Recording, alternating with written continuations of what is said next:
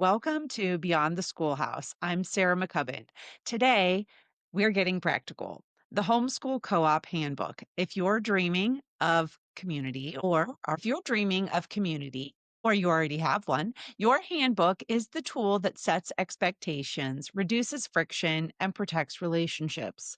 We'll cover what to include, how to publish and update it, and when to formalize your group. And also why starting small is the smartest path. Come join me while we talk about the Homeschool Handbook. So last time on our podcast, we were talking with Sarah about her experience with her oldest son and just entering the homeschool co-op, right, Sarah? And then we learned, what that was like, where the parents are involved. They're like, basically, it's not just, with traditional schools, it's more or less you drop off. There might be some parent days, but you're not involved in the day-to-day as you are in a homeschool co-op or in traditional homeschool co-ops. You're really in it. And then we started talking about the structure of how such an organization works. There's some teachers, there's some hierarchy, but it has its differences, it has its nuances, it can vary co-op to co-op. So one of the things we talked about last time was a handbook that was sort of given to all the incoming families so they sort of know what they're getting into and what the rules are. So I guess let's start there. What was the handbook like for your oldest son? And sort of how did you receive it? How did you use it? What was the basic process like? Well, and this kind of is probably similar to whether your kids go to school or not. Like most public schools, I don't know if they have a handbook, but private schools definitely have a handbook. Your kids probably have one. My kids have one. We have to sign off on it, the kids that go to private school. And so that process was kind of similar for the homeschool co-op because they had a handbook and you had to sign it as part of like the registration, like sign it saying you've read it, you understand the rules, this is how your family will participate, these are the financial expectations, things like that. Here's how you participate in this organization. Our homeschool co-op, and this is something I always recommend, had the handbook publicly available on their website. And our co-op, now that might not have been true when we first started. We didn't have a website way back when my son was in first or second grade. We didn't have a website. But today, I always recommend that groups have the handbook publicly available. You can always strip out information that's personal phone numbers or things like that. But that way, people that are interested in your group can actually peruse it and see if there's anything that would make it not a good fit for their family. It's really important when people are trying to figure out a group to join that they can like quickly decide if you're not a good fit. You don't want families that are not a good fit to accidentally join your group. It's just different values or different expectations, different things they want for their kids. So handbooks should be publicly available and families that join should have to sign off on it. So both are necessary. And we'll have some resources on getting started with Yes. a handbook on schoolmaking.com, sort of a template to help Yes. you customize it and sort of make it your own, at least get you started in that direction. But what are some of the basic components, at least that you would recommend in a handbook or that you had in the handbook for your co-op when you were running it? What are sort of some of the main points that should be addressed? Or is there even like a index or table of contents type of Yeah. thing? And actually, I have or will have a blog post on schoolmaking.com about like the key sections that you should have in your handbook, because there are core sections that every group should have. Like you should always have your mission and values. So our co-op was an academic co-op. The goal was for families to access academic classes for their kids. So a family that came along that just wanted fun classes could quickly see at the front of the handbook that this would not be a good fit for their family because the mission and the values and the goal of the co-op was not the same. Same thing if your organization has a religious mission, that should be in the front of your handbook. It should also be on your website in a few places, because again, these are things that like people will either align on mission or they will say like that group is not for me. So mission statement and vision. And then you want to have like, I'm scrolling through here as I'm looking at it. And you want to have basic things like your schedule, like How many class periods does your group meet? And what is your schedule for the year? Some co ops meet once a week, some meet twice a week. If you can put that basic information in the front of your book, even if the handbook that's up on your website is the current year and maybe somebody's looking for next year, it will still be helpful for them to determine the pacing of your day, the pacing of your year, that kind of thing. And you want to include things like your registration procedure. Like, how do people join your group? Like, what's the process? Do they need to email someone? Do they need to click a registration button? Do you accept everybody, or do you let people sign up that they're interested and then you accept them? Like, what's your process? You want to put that in your handbook. Well, And I'm just going to pause and say that almost anything that is worth putting in your handbook that's really, really important should be on your website in another place too. So if you have a website or if you have a Facebook group, however your group is, publicly showing anything that's super important, you want to put it in more than one place. Put it in your handbook, but also put it in your facts, your FAQ on your website, or put it in comments in your Facebook group or whatever. Somebody wise once told me that if it was really important, say it in three places. And right. I started implementing that. And it was a really good thing. She said, it was actually my sister in law. So she was super, super specific. She said, you're telling people really important stuff, but you're only putting it in one place. So people are missing it. So if it's really important, put it in at least three places. And so I started doing that and it saved me a lot of problems. Is there So a is there a I'm just thinking about a person who is just starting off. They're like, they had that flash. You're like, I want to homeschool. I think it's the right thing for my family, my kids, all that type of stuff. There might be a little bit of or at least as I'm seeing it, like a chicken and egg problem where I'm assuming that they're going to be pretty concerned, or one of their biggest concern, and maybe there's a reason for starting the co-op or wanting to start a co-op in the first place, is to find their people and find like-minded families in their area. Mhm. So then do they go with the handbook and like, hey, here are the terms? Mm. Or is it like a little bit of a negotiation where it's like, let's, here's what I'm thinking, but I got to find the right people. So how Okay. do you balance that, or how does that Okay. work? Got two things.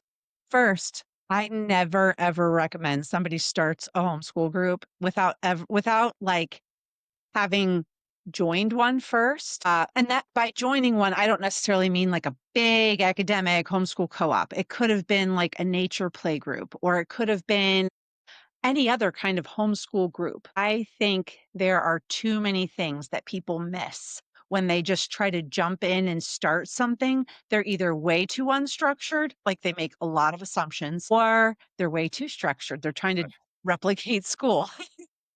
And so if you think that you want to start a homeschool group, go ahead and join one. Even if it's not the perfect fit for your family, find something that's close enough. It doesn't have to be for the whole year. There are some homeschool groups that are just for like 8 weeks, something like that. Even if it's not like perfect, exactly what you're looking for, go ahead and join it. That would be my number one.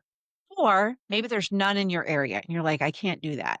Find a group of moms and start a play group. So this is not a structured homeschool co-op. Or if you want to add a little structure, go ahead and do like a class every week, but let all the moms take turn teaching.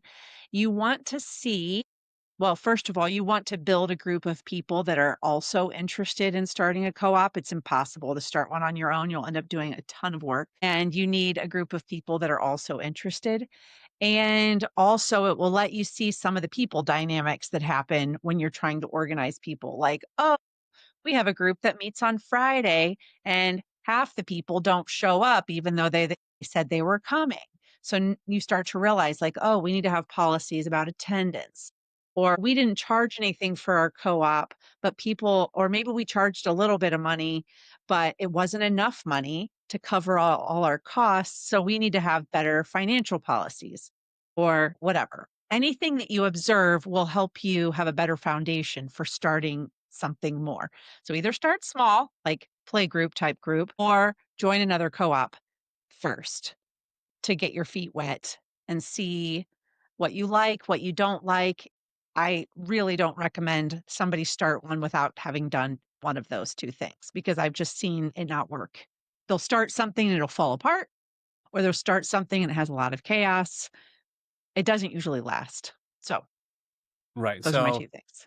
you got to basically find your tribe first. And then once you have a group that maybe you're like, all right, I can think I can work with these people and we can sort of do this together, then maybe the document gets authored in a somewhat collaborative manner with sort of the founding families. Yes. So in Oh, that sense, it would be the way homeschool groups generally move from like a play group to like a nonprofit organization is when there's money starting to be involved. So at first you might be getting together with a few friends and you don't need a document for that. But now as you start to get more organized and you're collecting people's money, maybe you have to pay rent, whatever, you need a document, a handbook that kind of organizes how your group operates. And yes, your founding members, the people that you started with, are probably going to be the people that help you work together to kind of create that more nonprofit model. So it gets slightly more complicated, but you shouldn't do it alone. Actually, nonprofits, you can't do them alone. You have to have a board. So, and a board, depending on the state, it's usually 3 people. So you're probably going to be you and a couple other people that are working together to make bylaws, make a handbook, just the basic organizational things. Yes. okay. So you've got your group, then there's some trust, or you found your people that you like, and then you start creating the document. And how long does the document, I know you sort of enumerated various sections. It seemed a little intimidating. So I'm trying to understand how can it be as least intimidating as possible. So how long should this be? And like, how long did it take you to create this? Obviously, we're gonna have the resource in school making, trying to make it as simple as possible. Yeah. But in general, what should people expect, or what's this process kind of look like? I would say probably the minimum number of pages that you're going to have is about 15 pages. Our handbook is around 40, but a lot of that happens over time as you realize that there are problems that you need to address. I always say, this is not really a religious statement, but it's one that people kind of resonate with. I always say that people should use their handbook like a Bible.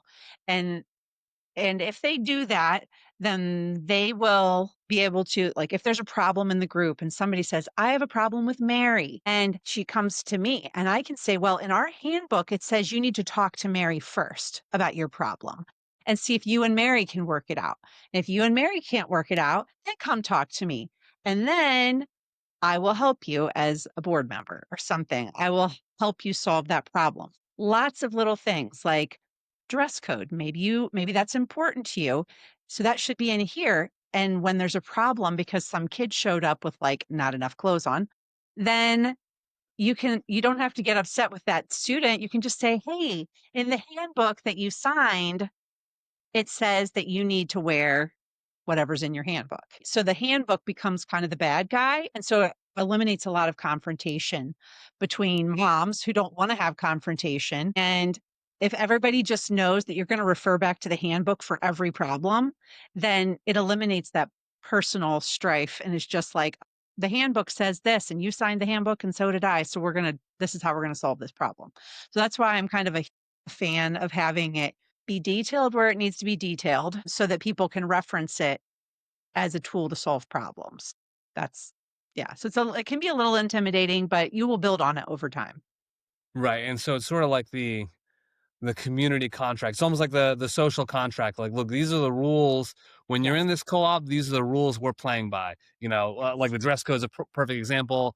Maybe some places, some organizations might want a kind of formal dress. Like we talked about, I went to Catholic school growing up. There was a uniform. Obviously, many schools or many co-ops, they're gonna want, they're gonna want like casual, wear whatever you want, Yes. sweatpants. Other Right. people will have, a more conservative organization, maybe like women wear dresses and men wear, Yes. a Or like sport coat or something like girls that. can't wear leggings to co-op, things like that. Yes.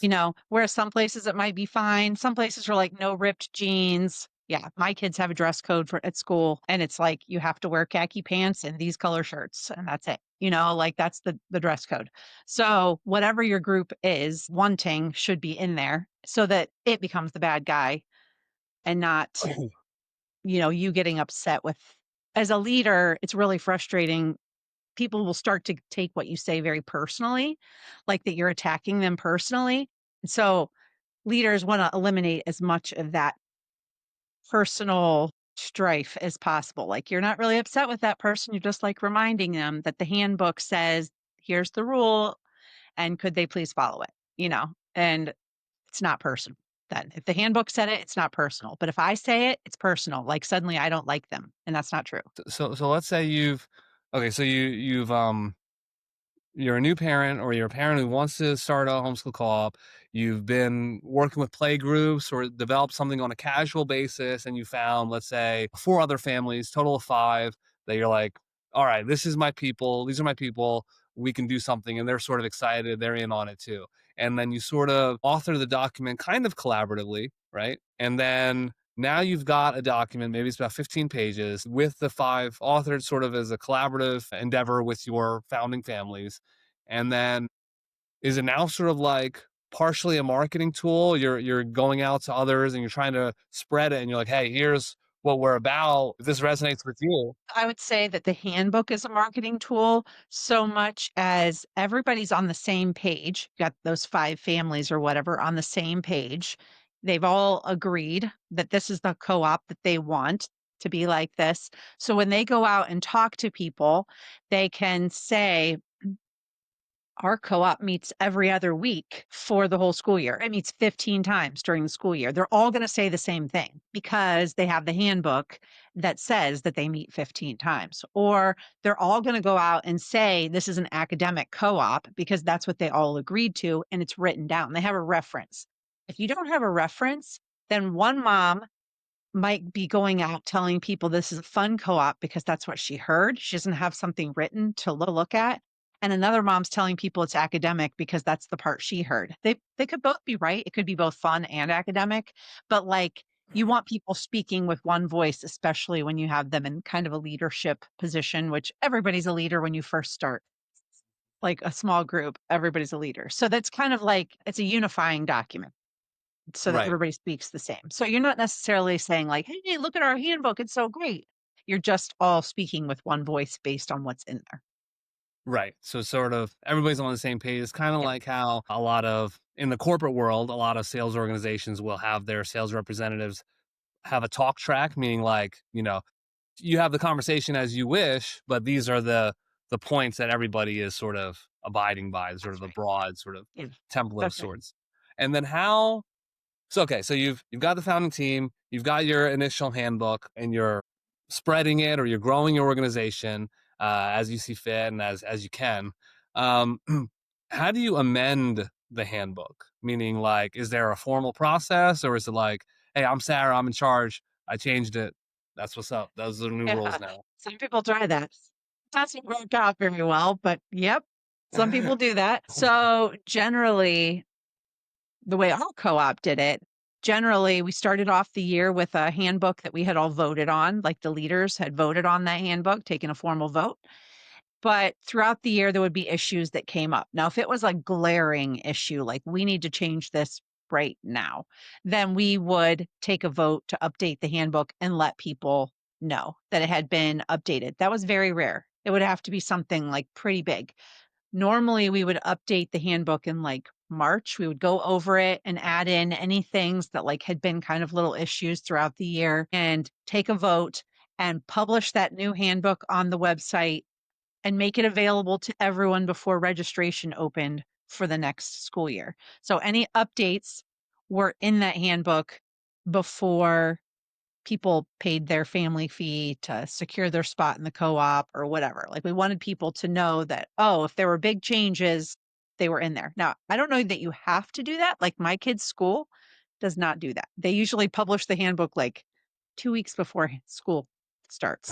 And it's like, oh, here's all the dress code changes. And you're like, darn. I mean, like people have said before, like, "Oh, shoot, now my kids can't wear this or they can't wear that. Or a few years ago, they took away skirts from the girls. So now it's like all these families that were expecting that were really upset that their girls couldn't wear skirts. So they had to go buy more clothes, things like that. So I think it's better to kind of let people know the direction you're going ahead of time. And that's why we published it before we opened registration, whenever that was. So I imagine this can get, I'm assuming it varies based on, all this stuff varies based on how you're doing it. But it sounds like it can get kind of a little complex in the sense that there may be certain people who vote on the handbook and certain people who don't vote on the handbook. And how does Yep. voting even occur? Is it just you So gather and you that raise your is hand, or? no. So when your organization formalizes, moves from like a mommy play group to nonprofit, and by nonprofit, I mean once your group has money that they're trying, like you have people are paying fees, and it could be for classes, it could be for rent, it could be for insurance. Like once your group needs a building outside of somebody's house, you're probably going to need insurance.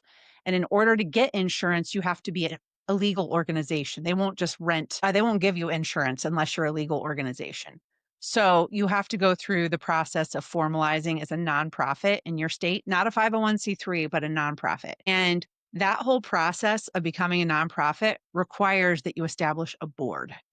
And a board will have at least 3 members. It can have more, but those are the people that vote.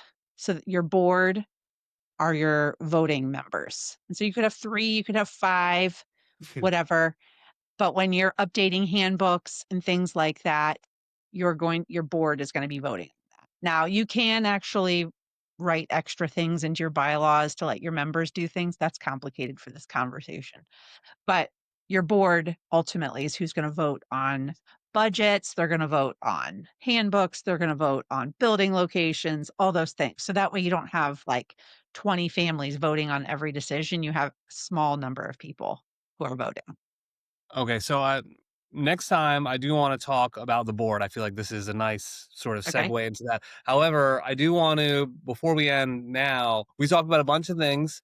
I know you're obviously very experienced, so it seems casual to you. Just listening to this, I was like intimidated. Like, this sounds like a lot of work. And I'm imagining a parent, as we know, it's typically mothers who are involved in this, is thinking, oh, I just really want to give my child or my children the right environment. And the way you're describing it, it almost seems like they have to do all this like corporate bureaucratic work. So what can you say to a parent to allay their concerns that may be thinking, you know what, this is too much? What would you say to a parent like that? Okay. For that mom that's like, I really want to start something that just works for my kid, I would say start small.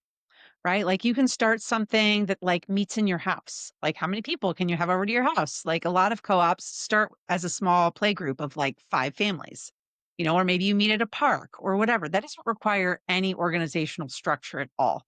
Like you can go into a Facebook group and say, I'm starting a play group on Tuesday and we're meeting at the park.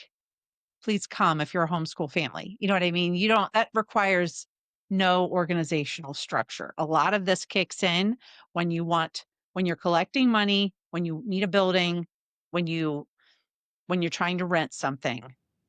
What those 2 things, when you're collecting money and when you need a building is often when the more structure happens. And that's probably not going to happen your first year. Also, when you get to that point, you're not going to do it alone. You're going to do it with other people. So, all these things that I'm saying that sound like work, they are work. But the idea is that you divide the work between people. But to get started, you don't have to do any of that. You can just invite people to participate in something at a park, at your home, at some public space, and don't charge any money and just invite people to come. And repetitions, right? We've talked about how like doing the reps of something, if you get people to come over and over, then it's going to clarify itself like, oh, these are the people that probably are really interested. Whereas the mom that came one time, she's not that interested. Right. So some of this is just identifying people that are really interested and motivated and some that are just kind of more casual. So that doesn't cost anything. It doesn't have any organizational structure. And then once you decide you want more, then you're going to invest a lot more time. Right. It's kind of just like everything else, right? Like Yeah. most people, if you're meeting your spouse, you don't marry them right away. You get to Right. know them a little bit and you're like, oh, okay, maybe I want to spend my life with this person, and maybe we're ready to have a family and Yeah. try to Right. save together and all that type of stuff. But it's a you don't have to rush into it day one. It's Right. step by step as you get ready. You get your Right. reps. Yeah, sure absence. So that's what you do. And if people need more help on like getting started with the handbook or like thinking that through, we do have resources on school making, blog posts, and other things that will help them kind of think that through. Because again, you don't have to have it all figured out when you first start. Like you will start small and add to it over time. And some of this becomes more clear as you go down this path. That's right. We're trying to make it as easy as possible Right. for them. So next time, let's wrap here today for that. And next time we'll dig into three, the nonprofit stuff, because that seems like another big endeavor. As families get further along this process, they're going to need to cross that bridge. Like you said, when you need a building, you're going to need to go here. So we'll talk about that next time and see what parents or families that are at that point what they can think about and how they can go about that. All right. Sounds good. This was fun. Yeah. Thanks, Sarah. Thanks so much for listening to Beyond the Schoolhouse. If you enjoyed today's episode, be sure to like, subscribe, and share the podcast so more families can discover new possibilities for learning.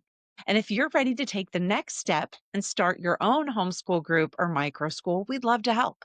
Just head over to schoolmaking.com and fill out the form. We'll send you tools and guidance to get started. Until next time, remember, learning doesn't just happen in the classroom, it happens everywhere.